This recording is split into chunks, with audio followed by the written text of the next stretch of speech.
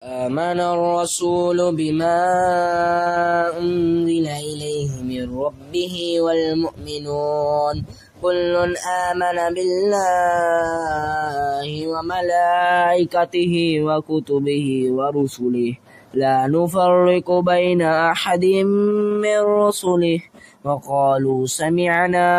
وأطعنا غفرانك ربنا وإليك المصير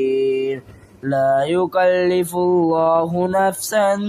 إلا وسعها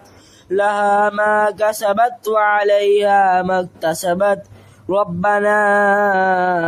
لا تؤاخذنا إن نسينا أو أخطأنا ربنا ولا تحمل علينا إصرا كما حملته على الذين من قبلنا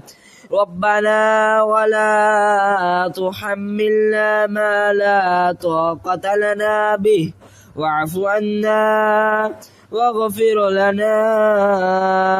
وارحمنا أنت مولانا فانصرنا على القوم الكافرين.